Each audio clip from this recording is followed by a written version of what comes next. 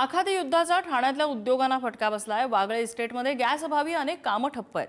Wagle estate भागातल्या एका टेकमेक इंजिनियरच्या fabrication कंपनीत केमिकल उद्योग क्षेत्राला लागणाऱ्या मोठमोठ्या मशीन्सचे पार्ट बनवले जातात। ते संपूर्ण देशात आणि देशाबाहेरही पाठवले जातात। मात्र आता एलपीजी गॅस सिलेंडर मिळत नसल्याने संपूर्ण काम ठप्प व्हायच्या मार्गावर आहे। ज्या केमिकल कंपन्यांचं काम घेण्यात आलेलं आहे त्यांचं काम दिलेल्या वेळेत पूर्ण करून दिलं नाही तर त्यांना त्या कामाचा दंड सुद्धा भरावा लागणार असल्यानं फॅब्रिकेशन उद्योगात चिंतेचं वातावरण आहे।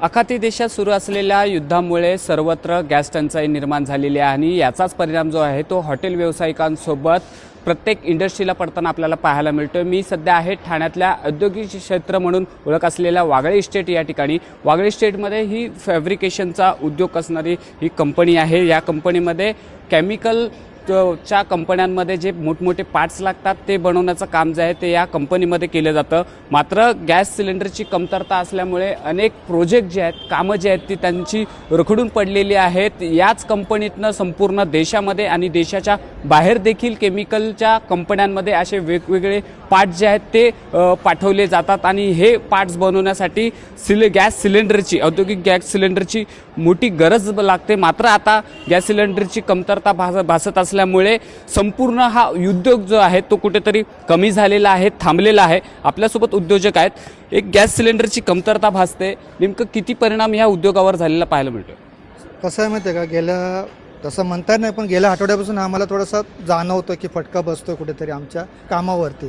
आमचं काम कसं बेसिकली फॅब्रिकेशन आहे, म्हणजे कसं रॉ मटेरियल पडलेलं आहे पण आम्हाला कटिंगसाठी एलपीचा तुटवडा करून म्हणजे आम्हाला सप्लायर जो तो देत नाही आहे प्रॉपरली। फोन करून सुद्धा आता कसं आलं ते कॉल पण करत नाही, म्हणजे आम्ही जरी कॉल केला तरी उचलत नाही आहेत। तिथं आम्हाला कुठे जाणवतं की कुठेतरी प्रॉब्लेम आहे। आता कसं आहे जो अवेलेबल आहे त्याचं आम्ही काम चालवतं कसं करून, म्हणजे कुठे वेस्टेज होऊ नये बा प्रॉब्लेम आम्ही वर्करला कोणा पण गाईड करतो। पण कसं आलं जे मटेरियल पडलेलं आहे ते आम्हाला कटिंग करायचं पुढची प्रोसेस आहे। आमचे जॉब कसे असतात टार्गेटेड असतात, म्हणजे कसं CDD असते, समजा आता 2 महिने CDD आहे मग आम्हाला क्लायंटला पण उत्तरं द्यायची असतात पण हा टार्गेट। आणि कसं असतं एकदा CDD गेली की आम्हाला पेनल्टी पण बसते, मग त्याचा पण आम्हाला ह्या छोट्या कंपनी असल्यामुळे त्याचा फटका नैसर्गिकरित्या आम्हाला बसणार आहे कुठल्याही पद्धतीने। आता वर्कर लोक कामं करतात त्यांना कुठल्या पद्धतीने काम द्यायचं, जे आम्ही प्लॅनिंग करतो दिवसभराची सुरुवात करतो ते आम्हाला समजत नाही काय करावं। कुठे ना कुठे त्यात एक गोष्ट छोटी वाटते पण त्याने कुठेतरी फटका बसतोच आहे त्या गोष्टीचा। कामावरती पण पडतोय, इव्हन जॉबवरती पण पडतोय। आता एखादा कंपाऊंड लागला नाही आमचा कार्बन शीटचा, तो कटिंगच झाला नाही तर पुढची प्रोसेस म्हणजे आमचा जॉब निघणारच नाही। म्हणजे तो जॉब आम्हाला काय करावं लागेल, होल्डच ठेवावं लागेल, आम्ही काहीच करू शकत नाही। ही प्रोसेस आमची पूर्णपणे थांबणार। या कंपनीतले कामगार देखील आपल्या सोबत आहेत जे वर्षानुवर्ष या कंपनीमध्ये काम करतात। अगोदर किती काम होतं आणि आता किती काम कमी झालं गॅस पुरवठा होत नसल्यामुळे?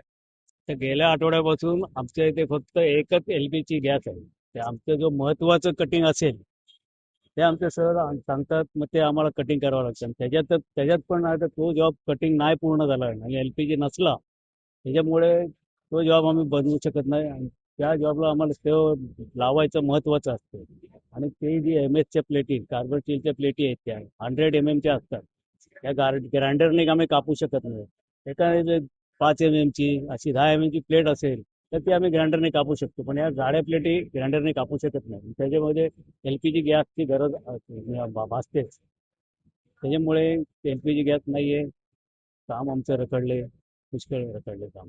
नक्कीच LPG गॅसची टंचाई निर्माण झाल्यामुळे सर्व क्षेत्रावरती याचा मोठा परिणाम झालेला पाहायला मिळतोय। तसाच परिणाम जो आहे तो फॅब्रिकेशन उद्योगावरती देखील ठाण्यामध्ये झालेला पाहायला मिळतोय। कॅमेरामन संदीप भारतीसह निकेश शार्दूल, पुढारी न्यूज, ठाणे।